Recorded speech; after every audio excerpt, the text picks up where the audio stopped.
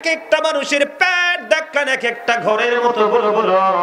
জিব্রাইলকে প্রশ্ন করলো, ভাই জিব্রাইল এরা কারে?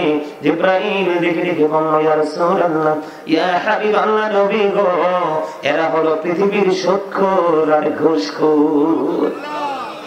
আওয়াজ করে বলুন না নাউযুবিল্লাহ, আর জোরে বলেন না নাউযুবিল্লাহ। আমার নবী বললেন, রে জিব্রাইল, আমি চাইয়া দেখলাম এদের পেটের মধ্যে সাপ আর বিচ্ছু দেখা যায়। জোরে জোরে বলুন না নাউযুবিল্লাহ। আপনার ওই যে তিনি বলেছেন, হাদিস শরীফ থেকে সংগ্রহ করেছেন, যিনি সুদ দেয়, যিনি সুদ খায়, যিনি সুদের সাক্ষী হয়, যিনি সুদের ইসলাম লেখে বা আদান প্রদানে কোনো না কোনো প্রত্যক্ষ পরোক্ষ ভাবে ডাইরেক্টলি ইনডাইরেক্টলি যারা যুক্ত থাকে সবাই সমান অপরাধী। এই জন্য বলছি বন্ধু, যদি কোনো মানুষ জানে একটা লোক জুলুম করতেছে, অন্যায় করতেছে, অপরাধ করতেছে, জানার পরেও বাজারের দিন একটা ব্যাগ বাজার মাছের পিছারি থেকে যখন মাছ ধরা হবে, একটা মাছ কি মোবাইল পকেটে ঢুকাও, এটা ফাইজলামের জায়গা না। তোমরা যে এটা করতেছো এটাও তোমাদের একটা ইনকাম ও সওয়াব। কি হুজুর, তোমরা এখানে কি রং ঢং করবা? এটা পকেটে ঢুকাও, ঢুকা জিন্স প্যান্টের পকেট শক্ত, ঢুকা বেটা। আপনারা জানেন না তো, আপনারা জানেন না বাংলাদেশ একেবারে গজবের ধার প্রান্তে, একেবারে গজবের ধার প্রান্তে। আপনারা কল্পনা করতে পারবেন না যুব সমাজ যে কতটা নষ্ট হয়েছে। এই যে মুরব্বীগুলো দেখেন, আমি আসার পরে দেখছি আমার এই দাদা অসুস্থ, এতক্ষণ শুইয়া ছিল, তারপরে এখন উঠতে বসতে, তারপরে ওয়াজ ছাড়ে নাই। আসার সময় দেখছি দোকানের পাশে বৈশা বৈশা ঠ্যাঙ্গের উপরে ঠ্যাং দিয়ে মিয়া মোবাইল টিপতেছে। কি করতেছে? মুরব্বীদের অন্তর আল্লাহ রাসূলের ভালোবাসায় ভরা। বর্তমান যুবক যুবতীদের, ম্যাক্সিমাম যুবক যুবতীদের অন্তর হিংসা, নোংরামি আর আত্মগরিমায় ভরা। আমার কথাগুলো একটু খারাপ লাগবে, কারণ আল্লাহ খুব মরণ হক কথা তো তিতা।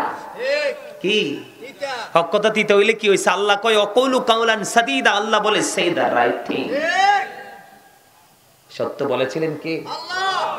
তার এখান থেকে সত্য আমাদের কাছে আসছে কার মাধ্যমে? রাসূলের মাধ্যমে। হযরত মুহাম্মদ সাল্লাল্লাহু আলাইহি ওয়াসাল্লাম was born in a country. His father's name was Abdullah. His mother's name was Jamina. His father had died before he was born. He lost his mother in his childhood.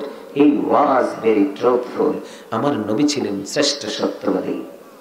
আর শুধু সত্যবাদী নেই, আমেরিকার গবেষক মাইকেল এইচ হার্ট 100 জন প্রভাবশালীর তালিকা করেছেন।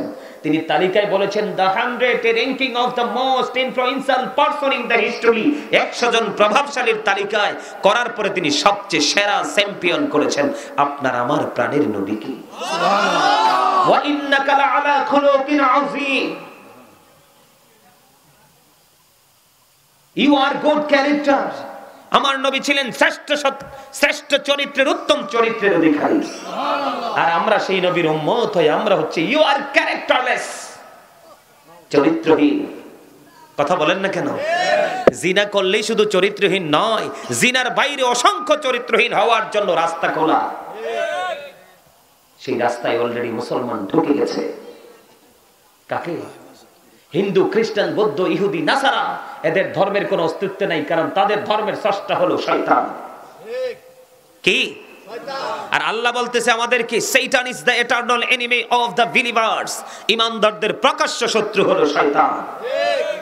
কিন্তু প্রকৃত মুমিন যারা, আল্লাহ তাদের সম্পর্কে ওয়াজ করতেছে, ইন্না কাইদা শাইতানি কানা দাঈফা। আল্লাহ বলেছেন শয়তান ডিসিপশন ইজ ভেরি উইক। শয়তানের ধোঁকা মুমিনের জন্য একেবারে দুর্বল। আর কিছু করতে পারলো পবিত্র কাজের জন্য মুমিনকে আটকাতে পারবে না শয়তান। ওয়াজ করেছেন কে? আল্লাহ। আরো জোরে বলেন কে? আল্লাহ। এজন্য বলছি যুব সমাজ ধ্বংস হয়ে গেছে।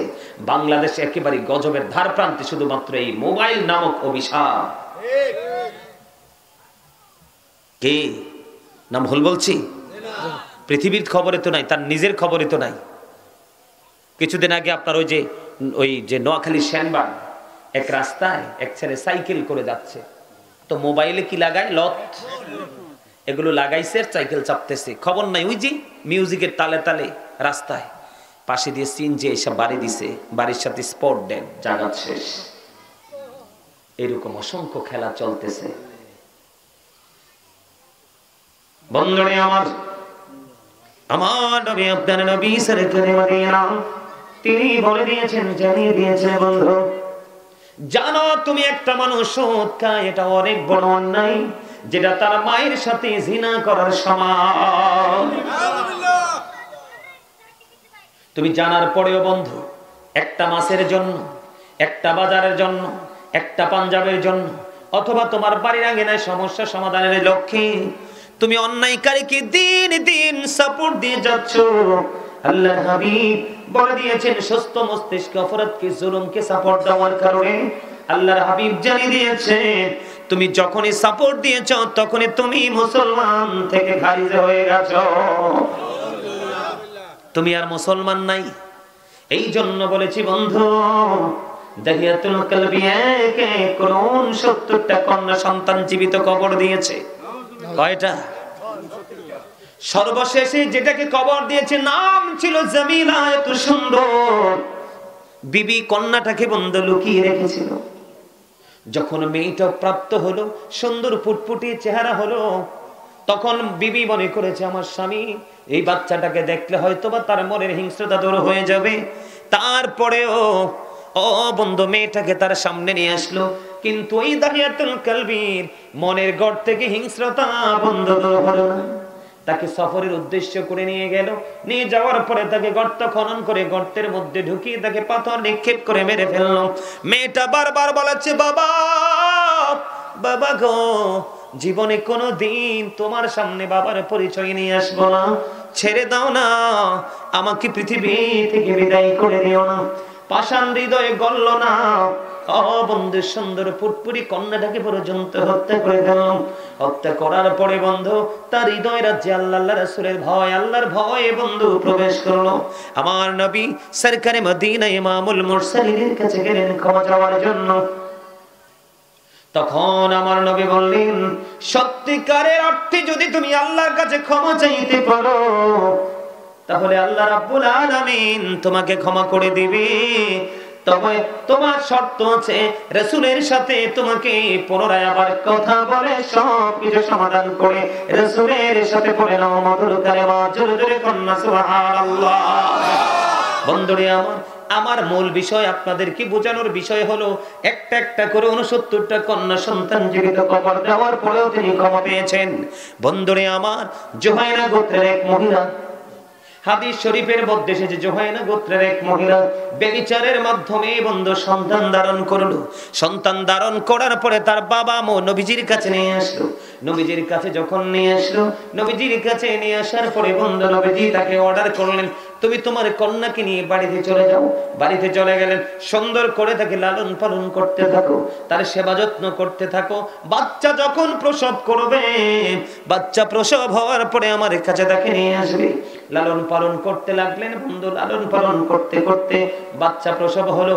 আল্লাহর হাবিবের নির্দেশ অনুযায়ী আবার আল্লাহর হাবিবের কাছে নিয়ে আসলো। নিয়ে আসার পরে আল্লাহর হাবিব বললেন, তার কাপড় দিয়ে তার বডিটা বেঁধে ফেলো। তার বডিটা বাঁধা হলো, তার জন্য গর্ত খনন করা হলো, তাকে গর্তের মধ্যে ঢোকানো হলো। পাথর নিক্ষেপ করতে থাকো, পাথর তাকে বন্ধু নিক্ষেপ করা হলো। পাথর নিক্ষেপ করতে করতে করতে করতে মেয়েটা ইন্তেকাল করলো। জোরে জোরে বলেন না নাউজুবিল্লাহ। এবার বন্ধু ওয়ার্ডার কার? আল্লাহর হাবিবের, যে তাকে পাথর মারতে থাকো। পাথর মারতে মারতে মারতে মারতে মারতে মারতে বন্ধু মেয়েটা ইন্তেকাল করলো। সকল সাহাবায়ে কেরাম আশ্চর্য হয়ে গেল, চিন্তায় পড়ে গেল। আল্লাহর হাবিব সরকারে মদিনা, যাকে আল্লাহ রাব্বুল আলামিন রহমত হিসেবে পাঠিয়েছেন, সেই রহমত নবী অর্ডার করলেন, তাকে গর্তের মধ্যে ঢুকিয়ে তাকে পাথর নিক্ষেপ করে মারা হলো। কিন্তু সবাই চিন্তা করতেছে, ওই মেয়েটার জানাজা কে পড়াবে? চিন্তা আছে না নাই? মেয়েটার জানাজা কে পড়াবে?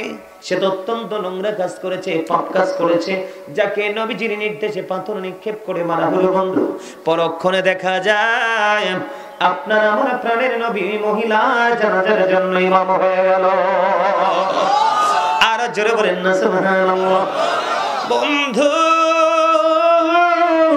এই পেড্ডা গ্রামের আমার ভাই বাবারা, আমার মা বোনদেরকে ডেকে ডেকে বলছি গো, যুব বন্ধুদেরকে ডেকে ডেকে বলছি, হৃদয় খুলে শোনো, এটা হলো আমাদের জন্য, তোমাদের জন্য, সবার জন্য মোস্ট ইম্পর্টেন্ট একটা টিচিং। দাদা ভাই কি বলেন? দেখেন আমার নবীজি অর্ডার করছে তাকে পাথর মারো যতক্ষণ পর্যন্ত মৃত্যুবরণ না করে, কিন্তু মৃত্যুবরণ করার পরে তারা জানাজার ইমাম হয়ে গেলেন আপনার আমার প্রাণের নবী। বন্ধু এখানে একটা জিনিস আমি আপনাদেরকে শেয়ার করতে চাই। আল্লাহর হাবিবকে একদিন এক ব্যক্তির জানাজার জন্য ডাকা হলো। আল্লাহর হাবিব বললেন একটু খেয়াল করবেন কি বলতে চাই, সে কারো কাছে ঋণী আছে কিনা। তিনি বললেন 2টি দিরহাম মাত্র ঋণী আছে। কয়টি দিরহাম? আমার নবী বললেন 2টি দিরহাম তার কাছে একজন এখনো পর্যন্ত পাও না, আমি নবী তার জানাজা পড়াবো না। সুবহানাল্লাহ বলেন না কেন? কি করব না?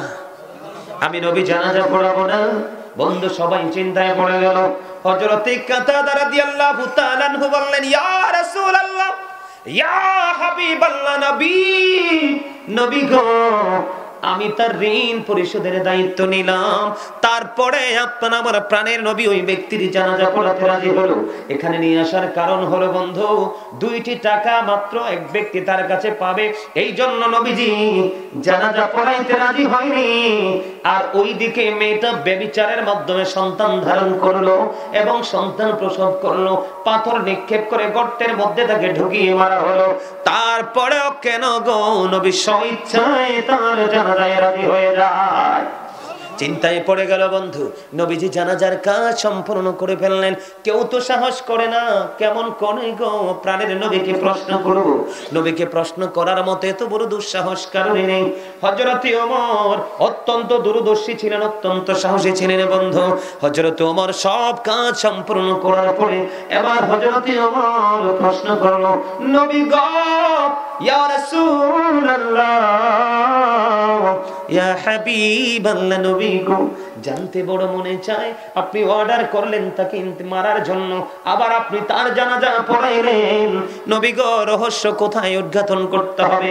এবার আমার নবী একটা ডাক দিয়ে বললেন, ওই মহিলাটা যেই তাকওয়া নিয়ে যেই তওবাটা করেছে, এই মহিলা এমন তওবা করেছে আল্লাহকে রাজি করার জন্য। ওই মহিলার মনে মনে চিন্তা হলো, আমার যদি মরণ হয় তারপর আমি মৃত্যুকে কবুল করতে রাজি আছি, মৃত্যুকে বরণ করতে রাজি আছি, কিন্তু তারপরেও আমি ক্ষমা না পেয়ে কদম দিব না। এমন ভাবে তওবা করেছে মেয়েটা, আল্লাহ রাব্বুল আলামিন তার প্রতি রাজি হয়ে গেছে।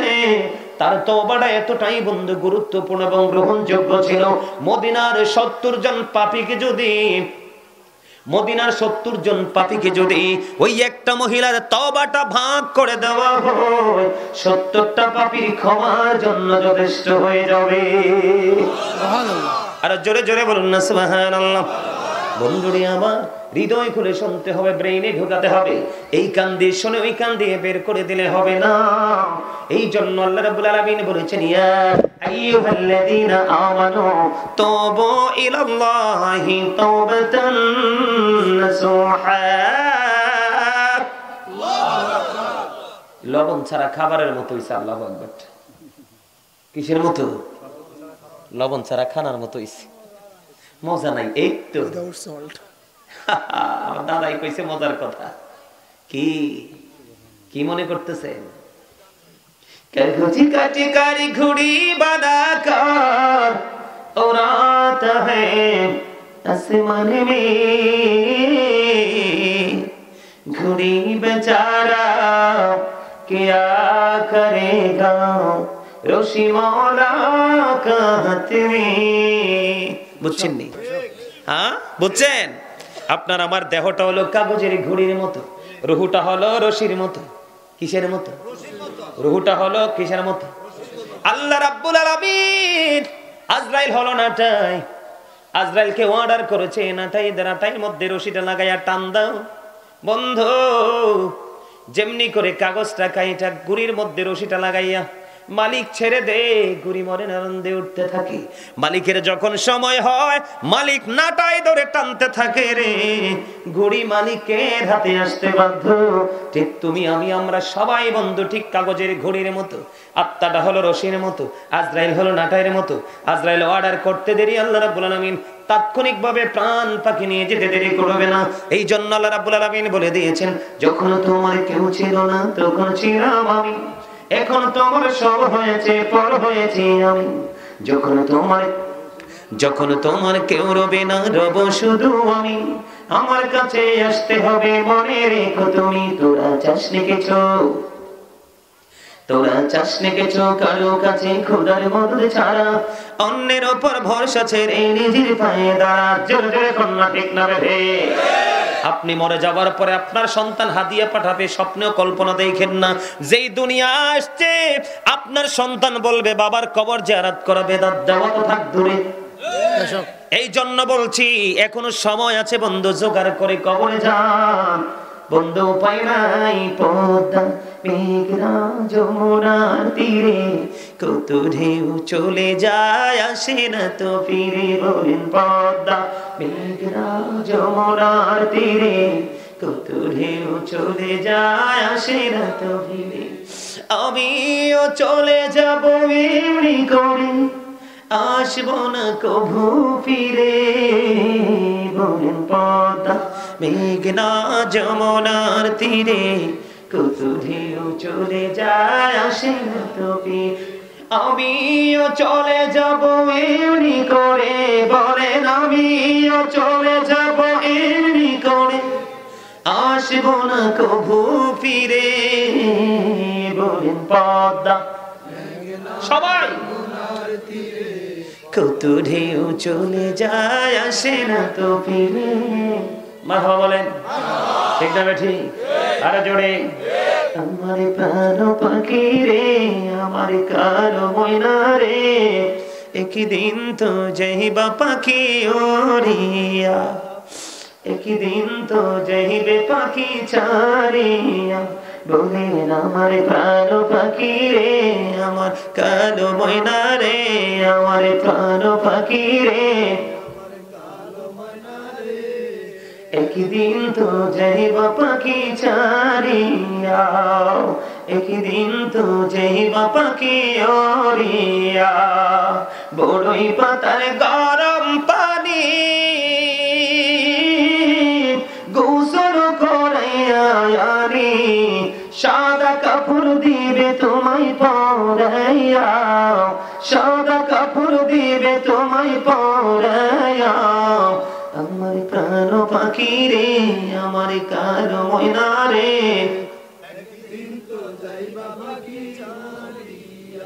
একদিন তো যাইবা পাখি ছাড়িয়া। ছেলে মেয়েরা পাশে বসে কান্দিবি পাগলের বেশে, চোখের জলে পড়বে কোরআন খুলিয়া, চোখের জলে পড়বে কোরআন খুলিয়া। আমার প্রাণ পাখি রে, আমার প্রাণ পাখি রে, একদিন তো যাইবা পাখি ওড়িয়া। মারহাবা বলেন না? সরে সরে একটু বুঝিয়ে দিলাম, চিরন্তন সত্য এই কথাগুলো এড়িয়ে যাওয়ার কোন সুযোগ আছে? আরে কত নিষ্ঠুর হবে মানুষ, আপনাকে বাঁশবাগানে রেখে আসবে, কেউ খবর নেবে না বাবা কেমন আছে। রেখে আসবে পাহাড়ের চূড়ায়, কত কষ্ট করে পৃথিবী তাকে গুছিয়ে দিয়ে গেছেন, কিন্তু সেই পৃথিবী গিয়ে এতটাই পাগল হবে, প্রিয় স্বজন মা বাবা কেমন আছে কেউ খবর নেবে না, কিচ্ছু কাজে লাগবে না তো। এই জন্য বলছি একটু মন দিয়ে কথাগুলো শুনুন, ব্রেইনে একটু সেট আপ দিয়ে রাখুন। আমার মনে হয় জীবনের পথ চলা চেঞ্জ করা সম্ভব হবে, বদলানো সম্ভব হবে। সম্মানিত উপস্থিতি, ওয়াজ তো বিবেকবান মানুষের জন্য, বিবেকহীনদের জন্য নয়। ওয়াজ তো জ্ঞানী মানুষগুলোর জন্য, জ্ঞানহীনদের জন্য নয়। লেকচার সেন্স এবিলিটি সম্পন্ন পার্সনদের জন্য, সেন্সলেসদের জন্য নয়। আমার কথা বুঝতে পারছেন বন্ধুরে আমার?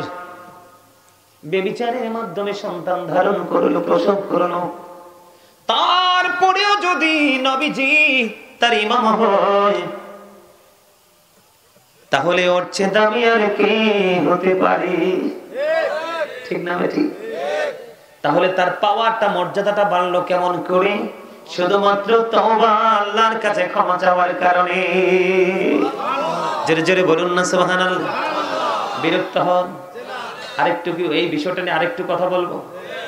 আল্লাহর হাবিব জানিয়ে দিয়েছে, কেউ যদি ক্ষমা চাইতে গিয়ে আল্লাহর কাছে ক্ষমা চাইতে গিয়ে মাসির মাথার সমপরিমাণ একটা ফোঁটা চোখের পানি যদি ফালাই রে, জাহান্নামের আগুন তার জন্য হারাম হয়ে যাবে।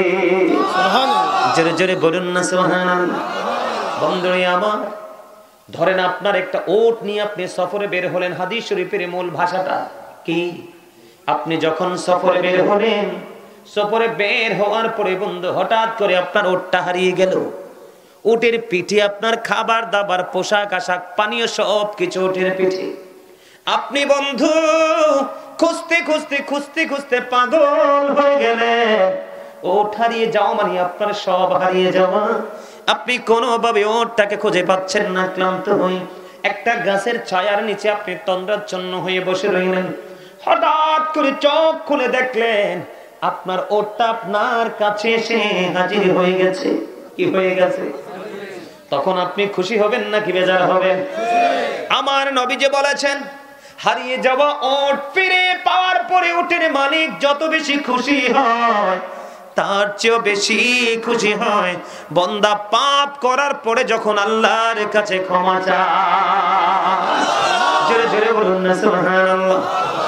হাদিস শরীফের মধ্যে এসেছে, তিনি ওটটা ফিরে পাওয়ার পরে এত বেশি খুশি হয়েছে, আল্লাহর হাবিব বলেছেন তিনি এত বেশি খুশি হয়েছেন, তিনি বলতেছেন, আল্লাহ গো তুমি আমার, আমি তোমার রব, তুমি আমার বান্দা। জোরে জোরে কন্না আল্লাহু আকবার। কথা কি বুঝতে পারছেন? ওনার বলার কথা ছিল কি? তুমি আমার রব, আমি তোমার বান্দা।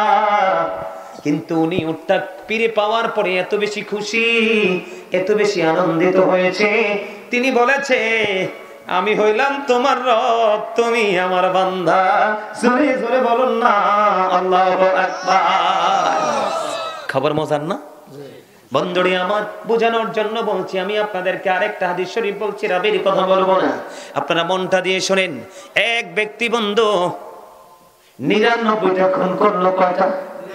হাদিস শরীফ বুখারী এবং মুসলিম শরীফের মধ্যে সে বন্ধু কয়টা খুন? 99টা খুন করলো। খুন করার পরে বন্ধু তিনি একজনের কাছে জানতে চাইলেন, আমি 99টা খুন করছি, আল্লাহ ক্ষমা করবে কিনা? কয় না, এত বড় পাপের ক্ষমা নাই। তিনি সঙ্গে সঙ্গে ওই ব্যক্তিকে পর্যন্ত হত্যা করে ফেলেছে। কয়টা হইল? 100টা খুন করলো। 100 খুন করার পরে আল্লাহর প্রিয় বুজুর্গের কাছে জানতে চাইলেন, আমি একটা একটা করে 100 খুন করেছি, 100টা খুন করেছি, আল্লাহ আমাকে ক্ষমা করবে কিনা? এবার তিনি বললেন ক্ষমা করবে, তবে তুমি যেখান থেকে এসেছো সেখানে আর ফিরে যেতে পারবা না। আমি যে রাস্তা দেখিয়ে দেব সেই রাস্তায় তুমি অগ্রসর হবে, কারণ সেই জায়গার সব মানুষ আল্লাহর গোলামিতে নিয়োজিত। এবার ওই কি করলেন, যিনি হত্যাকারী, যিনি আল্লাহওয়ালা বুজুর্গ লোক দেখিয়ে দিয়েছেন তুমি এই পথে হাঁটো, তিনি ওই পথে হাঁটতে শুরু করলেন। হাঁটতে হাঁটতে হাঁটতে হাঁটতে বন্ধু পথের মধ্যখানে, কোথায়? পথের মধ্যখানে দুই দল ফেরেশতা আসলো। একদল গজবের, আরেক দল হলো কিসের? নিয়ামতের। জান্নাতি এবং জাহান্নামী দুজন টানা ফেসরা করতেছে। দুইটা দল তার মৃত্যুর সময় তার প্রাণটাকে নিয়ে যাবে। যারা জান্নাতি তারা বলতেছে সে পাপের জগৎ ছেড়ে এসেছে, আর যারা জাহান্নামী তারা বলতেছে না না, তার প্রাণটা আমরা কেড়ে নিব, অনেক বড় পাপী। দুই পক্ষের মধ্যে যখন দ্বন্দ্ব কলহ চলতেছে, কথোপকথন, কাটাকাটি, আল্লাহ রাব্বুল আলামিন ফয়সালা দেওয়ার জন্য আরেকজন পাঠিয়ে দিল। ও বন্ধু, পাঠিয়ে দেওয়ার পরে আল্লাহর হাবিব আল্লাহ হাবিব জানিয়ে দিয়েছেন, যখন আরেকজন আসলো, কই দুই পক্ষের সমাধান আমি দিব। কি দিব? দুই পক্ষের সমাধান আমি দিব। দুই দিকে রাস্তা মাপা হোক। কি করা হোক? দুই দিকে রাস্তা মাপা হোক। যেই দিকের রাস্তা কম হবে রে, সেই দিকের ফেরেশতাই তার প্রাণ পাখিটা কেড়ে নিবে। সুবহানাল্লাহ। কি হবে বন্ধুরে আমার? কবরটা কেমন মজার দেখেন। আল্লাহ রাব্বুল আলামিন আল্লাহর প্রিয় বান্দা তওবাকারীকে, যারা অন্যায় থেকে বের হয়ে আলোর দিকে আসতে চান না, তাদেরকে এত পছন্দ করে আল্লাহ রাব্বুল আলামিন এমন ভাবে বন্ধু বুদ্ধি শিখিয়ে দিল, যেই দিক থেকে এসেছেন ওই দিকের রাস্তাটা হয়ে গেল একটু কম, আর যেই দিকের রাস্তাটা এই দিকে চলে গেল ওই দিকের রাস্তাটা একটু বেশি চলে গেছে। জোরে জোরে করুন সুবহানাল্লাহ। তার মানে জান্নাতি নিয়ামতের দিকে একটু বেশি চলে গেছে। হাদিস শরীফের মধ্যে এসেছে মাত্র আধা হাত। কত হাত? কথা বলেন, কত হাত? মাত্র আধা হাত তিনি বেশি চলে গেল। আল্লাহর হাবিব জানিয়ে দিয়েছেন, আধা হাত বেশি যাওয়ার কারণে আল্লাহ রাব্বুল আলামিনের ওয়াদা অনুযায়ী জান্নাতীদের পক্ষ হাতে তার প্রাণ পাখি নিয়ে গেছে। রহমতের ফেরেশতা তার প্রাণ পাখি নিয়ে গেছে। বন্ধু, আল্লাহ রাব্বুল আলামিন একদিকের জমিনকে বলছে তুমি বড় হয়ে যাও, আরেক দিকের জমিনকে বলছে ছোট হয়ে যাও। আল্লাহর উদ্দেশ্য হলো আমার বান্দা অপরাধ করছে তো কি হয়েছে, সে কিন্তু এখন অপরাধ থেকে মুক্তি পেতে চায়। তাহলে আমাদের পাপ আছে না নাই? আমাদের পাপ ক্ষমা হবে কিভাবে? আমাদের পাপ থেকে আমরা মুক্তি পাবো নামাজের মাধ্যমে। এক ব্যক্তি ভুল করে এক মহিলাকে চুমু খেয়েছে। চুমু খাওয়ার পরে মনে হয়েছে সে যা অনেক বড় অন্যায় করেছে। হাদিস শরীফের মধ্যে এসেছে, আল্লাহ রাসূল বলেছেন, তুমি চুমু খেয়েছো, পাপ থেকে মুক্তি পেতে চাও, তুমি বেশি বেশি করে নামাজ পড়ো। জোরে বলেন না সুবহানাল্লাহ। আরে ভাই, আমি কি বলবো বলছি, এদিকে দেখেন। হযরত আবু যর রাদিয়াল্লাহু তাআলা আনহু থেকে হাদিস বর্ণিত, আমার নবী শীতের দিনে বের হলো। বের হওয়ার পরে দেখবেন শীতের দিনে গাছের পাতা ঝরে যায়, কিন্তু যায় কি যায় না? আমার নবী দেখলেন গাছের পাতা ঝরে ঝরে পড়ছে। নবীজি গাছের ডালে ধরলেন, ধরার পরে আবু যরকে ডাক দিলেন, রে আবু যর। আবু যর উত্তর দিল, লাব্বাইকা ইয়া রাসূলুল্লাহ, আমি হাজির। আমার নবী বললেন, রে আবু যর, শীতের দিনের কারণে যেমনি গাছের পাতা বিরামহীন ভাবে ঝরে ঝরে পড়ছে, আল্লাহর বান্দা আল্লাহর কুদরতি কদমে যখন পা বাড়াবে, আল্লাহর কুদরতি কদমে যখন সেজদা দিবে ভালোবেসে, ওই গাছের পাতার মতো তার জীবনের গুনাহগুলি মাফ হয়ে যাবে। সুবহানাল্লাহ। জীবনে গাছের পাতা যেমনি ঝরে পরিষ্কার হয়ে যায়, ওই ব্যক্তি নামাজি ব্যক্তির জীবনের গুনাহগুলো তেমনি ঝরে যাবে। আরেকটা কি করতে হবে? কোরআন তেলাওয়াত করতে হবে বেশি বেশি করে। আল্লাহ কোরআন যারা তেলাওয়াত করে, কোরআনকে ধারক বাহক যারা, আল্লাহ রাব্বুল আলামিন বলবে তোমরা কোরআন তেলাওয়াত করতে থাকো যতক্ষণ না পর্যন্ত তোমরা তোমাদের গন্তব্যে না পৌঁছাবে। বন্ধু, কোরআনের প্রেমিক কোরআন তেলাওয়াত করতে থাকবে রে। তেলাওয়াত করতে করতে করতে করতে সেই জান্নাত পর্যন্ত পৌঁছাবে, তখনই তার কোরআন তেলাওয়াত থামবে। কি? নামাজ, কোরআন তেলাওয়াত, আর বেশি বেশি করে দান সদকা করতে হবে। কি করতে হবে? এখন আমরা মোটামুটি বিষয়টা যোগ্য হবে। এবার আমি একটু একটা হাদিস শরীফ আপনাদেরকে শোনাই বন্ধু। আব্দুল্লাহ ইবনে মাসউদ রাদিয়াল্লাহু তাআলা আনহু থেকে হাদিস খানা বর্ণিত, আমার নবী, আপনার নবী, দুই জাহানের বাদশা নবী। আজকে আমি যেমনি আপনাদের সামনে কোরআন হাদিসের কথাগুলো বলতেছি, তেমনি ভাবি আল্লাহর হাবিব সমস্ত সাহাবায়ে কেরাম যারা ছিলেন তাদেরকে প্রশ্ন করলেন, তোমাদের মধ্যে এমন কি কেউ আছো যে নিজের সম্পদের চাইতে ওয়ারিসের সম্পদ বেশি পছন্দ করো? সাহাবায়ে কেরাম বললেন, ইয়া রাসূলুল্লাহ, ইয়া হাবিবাল্লাহ, নবী গো, আমাদের মধ্যে এমন তো কেউ নেই যে নিজের সম্পদের চাইতে ওয়ারিসের সম্পদ বেশি পছন্দ করে। এবার আমার নবী আবার পুনরায় বলতে লাগলেন, তাহলে শোনো। আমার নবী বললেন, ইন্তেকাল করার আগে তোমরা যা আল্লাহর পথে খরচ করে যাবে, ব্যয় করে যাবে, এগুলোই হলো তোমার সম্পদ, আর যা পৃথিবীতে রেখে যাবে তা হলো তোমার ওয়ারিসের সম্পদ। আল্লাহু আকবার বলেন না? আরে আর জোরে। আমি মনে হয় হাদিস শরীফের মূল ভাষাটা আপনাদেরকে বুঝাইতে পারিনি। আমি বুঝাইতেছি আল্লাহ রাসূল কি বলতে চাইছে। মানে আপনি আমি পৃথিবীতে থাকতে যা দান করে যাব, এগুলো হলো একক আমার সম্পদ, আপনার সম্পদ। কার? কিন্তু আপনি মরে যাবেন, কবরে চলে যাবেন, আপনার বাড়ি থাকবে, গাড়ি থাকবে, সোনা গয়না, টাকা পয়সা থাকবে। আল্লাহর হাবিব বলেছেন এগুলো তোমার না, কারণ কবর থেকে ফিরে এসে তুমি আর দাবি করতে পারবা না, নিতেও পারবা না। এগুলো হয়ে যাবে অন্য আরেকজনের সম্পদ, তোমার ওয়ারিস যে আছে, পরবর্তী জেনারেশন তার। তাহলে আপনি কি নিজের পথে নিজের সম্পদ জোগাড় করবেন না অন্যেরটা? আগে নিজেরটা, ঠিক কিনা বলে? আরো জোরে বলে, আরো জোরে। আগে কোনটা? তাহলে আমি আইসা দেখলাম আজকে আপনাদের মসজিদের অবস্থা একেবারে খারাপ। রিক্সা যদি চালায় মানুষ খায় রে, রিক্সা চালানো টাকা দিয়ে যদি প্রতিদিন একটা পান করে মসজিদ করে, বন্ধু এমন মসজিদ থাকার কথা না।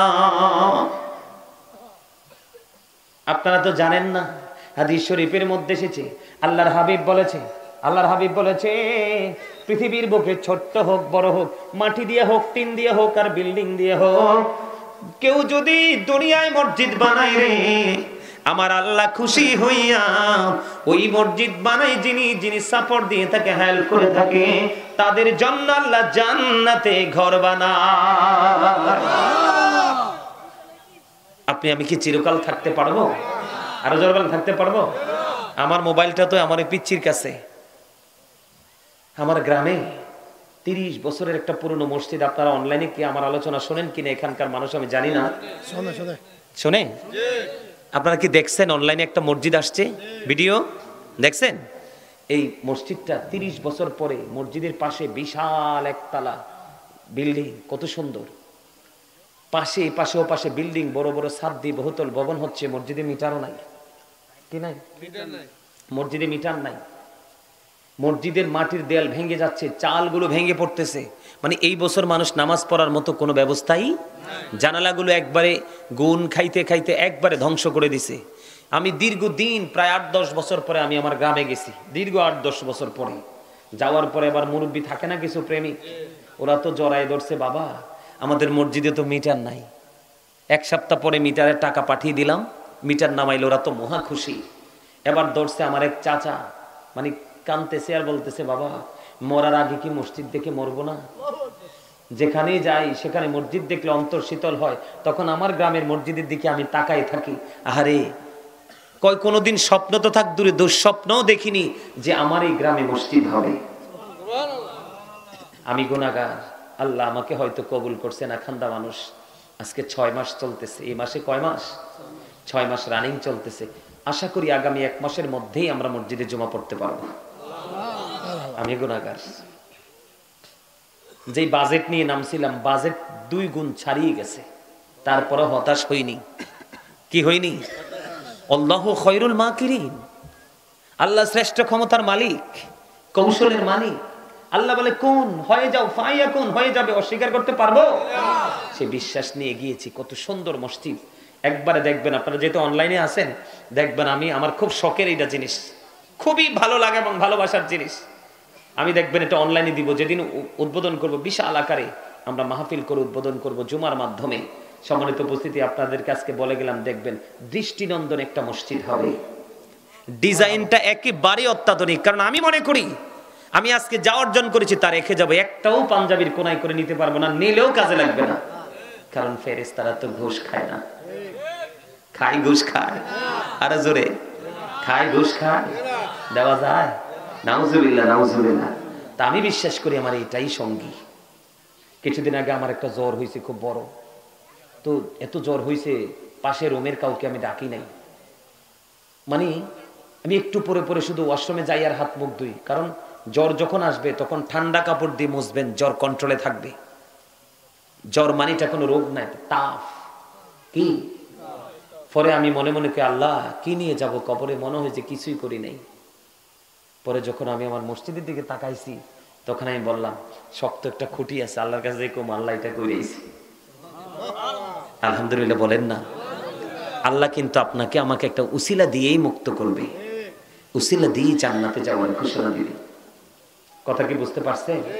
আপনাদের এই বাড়ির আঙ্গিনা এত সুন্দর একটা মসজিদ, এই মসজিদটাতে আপনারা কি একটু সবাই শারীরিকভাবে, মানসিকভাবে, আর্থিকভাবে কি একটু হেল্প করবেন?